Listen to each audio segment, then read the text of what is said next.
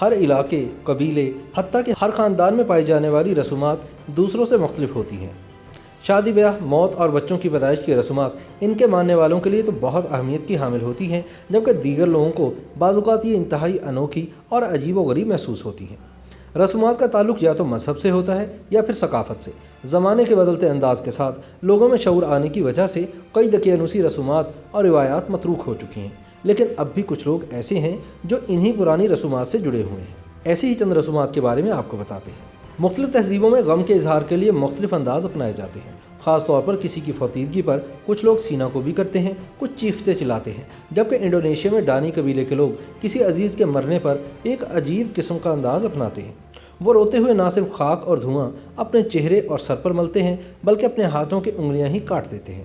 اس قبیلے کے لوگوں کا کہنا ہے کہ اگر مرنے والا ایک کمزور دل شخص تھا تو اسے اگلے جہان کی مشکلات سہنے اور طاقتور بنانے کے لیے خاندان کے لوگ اپنی انگلیاں کاٹ کر قربانی دیتے ہیں تاکہ مرنے والے کی روح کو آسانی ملے۔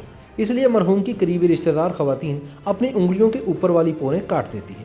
انگلیاں کاٹنے سے پہلے ان پوروں کو 30 منٹ کے لیے باندھ دیا جاتا ہے۔ کاٹنے کے بعد انگلیوں کے کٹے ہوئے پوروں کو خشک ہونے کے لیے رکھ دیا جاتا ہے اور بعد میں ایک خاص جگہ جا کر دفن کر دیا جاتا ہے۔ ڈانی قبیلے کے لوگوں کا کہنا ہے کہ انگلیاں کاٹنے پر جو درد اور تکلیف محسوس ہوتی ہے وہ در حقیقت اپنے کسی پیارے سے بچھڑنے کے غم کا اظہار ہے۔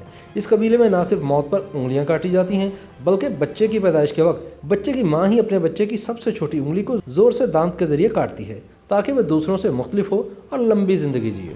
مختلف مذاہب میں مرنے کے بعد میت کو دفنانے یا ٹھکانے لگانے کے لیے مختلف انداز اپنائے جاتے ہیں۔ اسلام، عیسائیت اور یہودیت میں مردوں کو دفنایا جاتا ہے، جبکہ ہندو اور سکھ اپنے مردوں کو جلا کر ان کی خاک گنگا اور جمنا دریا میں بہا دیتے ہیں۔ مصر میں بعض لوگ لاشوں کو مسالے لگا کر محفوظ کر لیا کرتے تھے، لیکن پیپوا نیو گنی میں آنگا قبیلے کے لوگ پہاڑوں کی چوٹیوں پر لاشوں کو ایک الگ انداز میں محفوظ رکھتے ہیں۔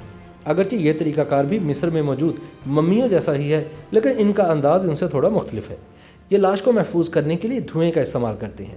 لاش کو 30 دن کے لیے ایک جھونپڑی میں آگ جلا کر دھوئیں میں سینکا جاتا ہے، پھر اسے دفنانے یا جلانے کی بجائے گاؤں میں موجود پہاڑوں کی اونچی چوٹیوں پر رسیوں کے ساتھ باندھ کر لٹکا دیا جاتا ہے تاکہ گاؤں میں داخل ہوتے ہی دور سے ان پر نظر پڑتی رہے۔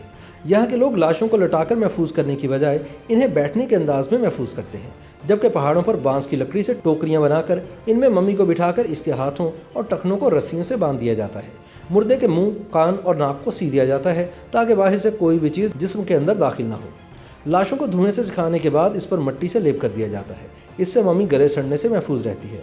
آنگا قبیلے کے لوگ اپنے مردوں کو مختلف تہواروں کے دوران پہاڑوں کی چوٹیوں سے اتار کر نیچے لے آتے ہیں اور تہواروں کے ختم ہونے پر انہیں دوبارہ پہاڑوں پر چھوڑ آتے ہیں۔ اگرچہ ہندو مت میں لڑکیوں کی پیدائش پر خوشی کا اظہار نہیں کیا جاتا، لیکن بھارت کی ریاست راجستھان میں بیٹی کی پیدائش کی خوشی میں علاقے میں 111 نئے پودے لگائے جاتے ہیں۔ اگر سالانہ 60 لڑکیاں پیدا ہوں تو گاؤں والے ایک سال میں 2.5 لاکھ درخت اگا لیتے ہیں۔ گاؤں والوں کا ماننا ہے کہ جس طرح لڑکیاں بڑی ہو کر خاندان کو بڑھاتی اور پروان چڑھاتی ہیں، ویسے ہی درخت بھی ان کے ساتھ بڑے ہو کر پھل دینے لگتے ہیں۔ انڈونیشیا میں ماہ رمضان کے آنے کی خوشی میں آگ کے ساتھ ایک کھیل کھیلا جاتا ہے۔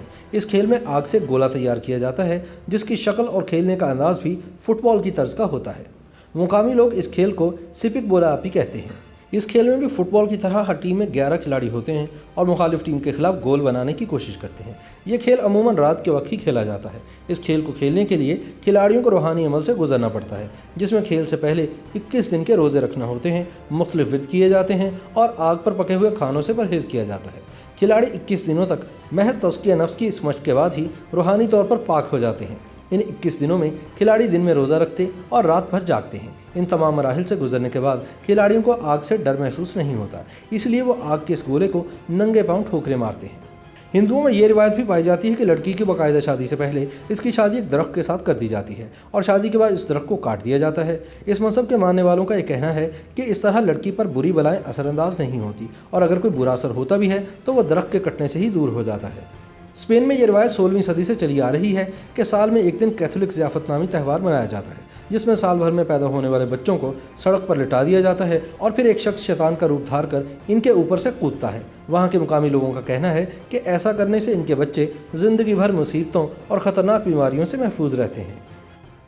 YouTube पर गूगली न्यूज देखने के लिए youtube.com की सर्च बार में गूगली न्यूज टीवी टाइप करें। गूगली न्यूज के पेज पर सुर्ख रंग के सब्सक्रिप्शन वाले बटन पर क्लिक करना ना भूलिए। YouTube पेज पर अपलोड होने वाली वीडियोस से बाखबर रहने के लिए बेल आइकन पर क्लिक कीजिए। आपको हर नई वीडियो के बारे में नोटिफिकेशन मौसूल हो जाएगा।